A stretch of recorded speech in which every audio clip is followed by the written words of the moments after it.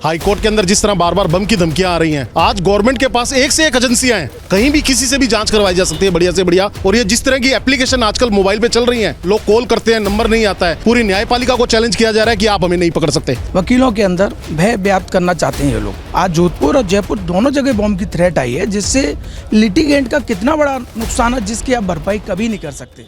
इस समय Rajasthan high court में मौजूद हैं और यहाँ लगातार अब 7वीं बार हाई कोर्ट को उड़ाने की बम से धमकी मिली है। आपको बताते हैं कि लगातार राजस्थान में बड़ी बड़ी जो संस्थाएं हैं उन्हें इस तरह की धमकियां मिल रही हैं और ईमेल के द्वारा RDX लगाकर उड़ाने की धमकियां दी जा रही हैं। आप बताएं 30 से ज़्यादा बार अस्पताल और शैक्षणिक संस्थाओं को बम से उड़ाने की धमकी मिल चुकी है। इसके अलावा एयरपोर्ट को धमकी मिली और हाईकोर्ट जैसी बड़ी संस्था को 7वीं बार आज बम से उड़ाने की धमकी मिली। नासिर जी 7वीं बार धमकी मिली और किस तरह का सुबह घटनाक्रम रहा? जब सूचना मिली तो किस तरह की स्थितियां हाईकोर्ट परिसर में बनी? देखिए, इस तरह की जो घटना की सूचना है वो बदस्तूर लंबे समय से आ रही है। एक कोई मेल आता है रजिस्ट्रार जुडिशियल के पास या एडमिनिस्ट्रेटिव के पास में, और वकीलों के अंदर और जजेस के अंदर एक पैनिक क्रिएट किया जाता है, एक भय व्याप्त किया जाता है। और ये इन लोगों की मंशा जो है वो हम वकीलों के अंदर भय व्याप्त करना चाहते हैं ये लोग, जिससे कि लोगों के अंदर भय बना रहे और ये लोग दूर बैठ के कहीं कह सकते हो कि चुटकी ले रहे हैं, फिरकी ले रहे हैं। उस तरह से ये रोज़ का सा काम हो रहा है। बट सबसे बड़ा एक मुद्दा है कि हमारे पास गवर्नमेंट के पास इतनी सारी मशीनरी है, क्यों नहीं हम इन लोगों को ट्रैक कर पा रहे हैं? क्यों नहीं इन लोगों को हम पकड़ पा रहे हैं और इनके खिलाफ क्यों कार्रवाई नहीं कर पा रहे हैं? आए दिन बैंक की बॉम्ब की थ्रेट से लाखों लोगों का नुकसान हो रहा है। आज जोधपुर और जयपुर दोनों जगह बॉम्ब की थ्रेट आई है, जिससे लिटिगेंट का कितना बड़ा नुकसान है जिसकी आप भरपाई कभी नहीं कर सकते। हजारों लोग जेलों में पड़े हैं, उनके बेलों के नंबर बड़ी मुश्किलों से आते हैं। आज मान लीजिए किसी का नंबर आना हो और इन बिटवीन कोई इस तरह का मेल आ जाता है, तो अब सोचिए उसको महीने 15 दिन की डेट मिलेगी, अब वो 15 महीने भर और रहेगा अंदर, या किसी की साल भर पीछे कोई डेट लगी है, तो ये एक इतना बड़ा नुकसान है जिसकी अपन भरपाई नहीं कर सकते। तो लिहाजा आज सरकार को इस मुद्दे को गंभीरता से लेना चाहिए और इसकी निष्पक्ष जांच करके पता लगाना चाहिए कि कौन लोग हैं जो इस तरह से बार बार जुडिशरी के अंदर, वकीलों के अंदर पैनिक क्रिएट कर रहे हैं। ये बहुत गलत मैसेज जा रहा है जनता के अंदर भी। 1.5 वर्ष से लगातार इस तरह की धमकियाँ मिल रही हैं।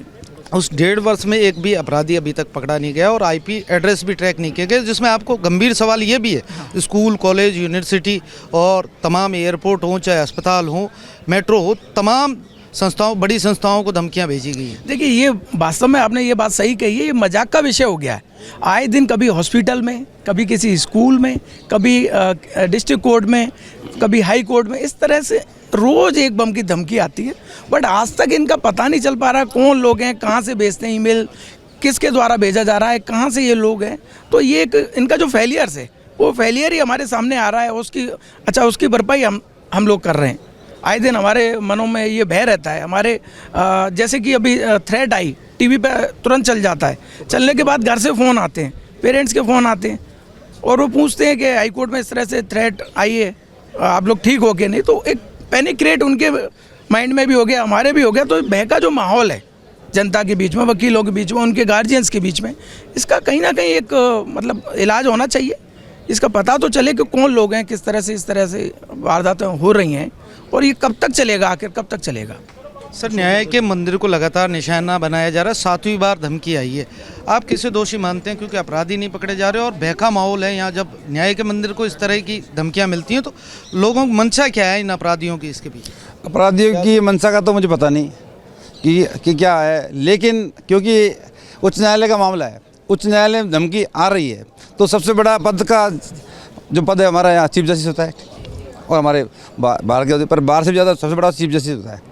तो ये मुद्दा तो उनको दिमाग में आना चाहिए, उनको करना चाहिए भाई, क्यों पकड़ में नहीं आ रही। सबसे बड़ी फेलियर तो हमारा घर का है, बताओ सरकार। नहीं तो हम जब कोई मुद्दा होता है हम एक PI लगा के सुओ मोटो एक्शन ले लेते हैं, PI भी लगा के सुओ मोटो एक्शन ले लेते हैं। तो मैं तो इस मंच के माध्यम से, आपके इस मीडिया के माध्यम से, हमारे एक्टिंग CJ साहब शशि शर्मा जी बहुत पावरफुल दबंग आदमी है, उनका रुतबा है, CM से भी देखो अच्छे संबंध हैं। तो मैं तो चाहूँगा CM और AG क्या नाम है हमारे चीफ जस्टिस साहब मिलके तुरंत इस पर कार्रवाई करें क्योंकि पता है इतने बार आ गया, मजाक सा लगने लगा है, और कोई दिन वास्तव में घटना हो जाएगी, किसी दिन वास्तव में घटना हो जाएगी, अपन कुछ नहीं कर पाएंगे। निश्चित रूप से गंभीर विषय है। कुछ और अधिवक्ता भी हैं हमारे साथ।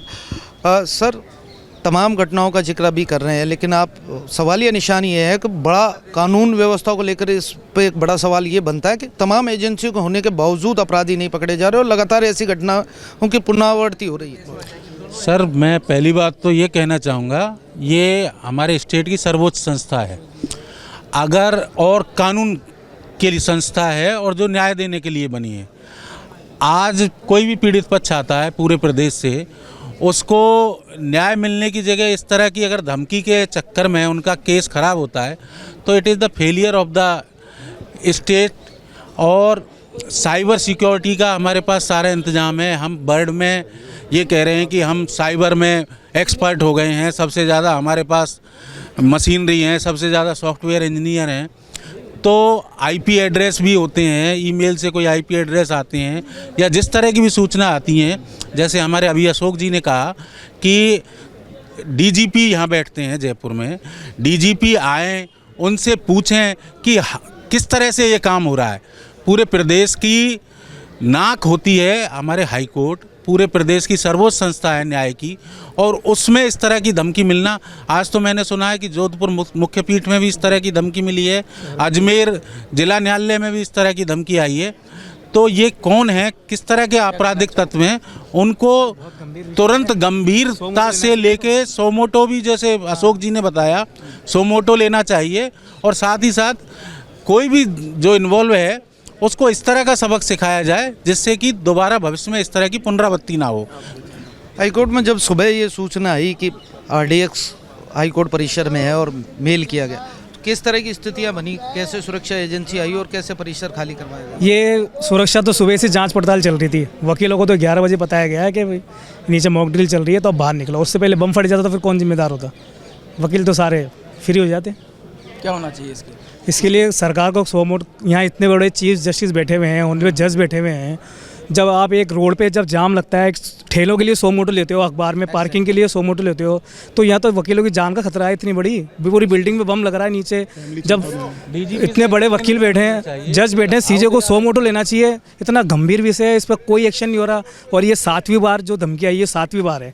उसके अलावा अभी तक कोई जान का मसला है, कोई भी 100 मोटो नहीं है और कोई गंभीर के लिए कोई मामला नहीं है। हजारों मसले और लिटिगेंट भी हैं। तो आपने सुना सभी अधिवक्ताओं को, इस गंभीर विषय को लेकर चिंता का माहौल है यहाँ। और आपको बता दें कि राजस्थान में ऐसी तमाम घटनाएं हैं जिनका जिक्र हम यहाँ करना चाहेंगे, क्योंकि लगातार पिछले 1 वर्ष से इस तरह की धमकियां मिल रही हैं। तमाम बड़ी संस्थाओं को टारगेट किया जा रहा है और ऐसा माहौल बनाया जा रहा है कि राजस्थान समेत तमाम जो सुरक्षा एजेंसियां हैं उन पर एक बड़ा सवालिया निशान खड़ा कर दिया जाए। और इस तरह की सूचनाएं आने के बाद जब कुछ नहीं मिलता और लगातार ऐसी सूचनाएं आती हैं तो कहीं ना कहीं जनता में भी असुरक्षा का भाव पैदा होता है। ऐसे में ऐसे अपराधियों को पकड़कर इस पूरे मामले को ख़त्म करने का प्रयास यहाँ सरकार और सुरक्षा एजेंसियों का किया जाना चाहिए, क्योंकि बड़ा सुरक्षा से जुड़ा हुआ मामला है।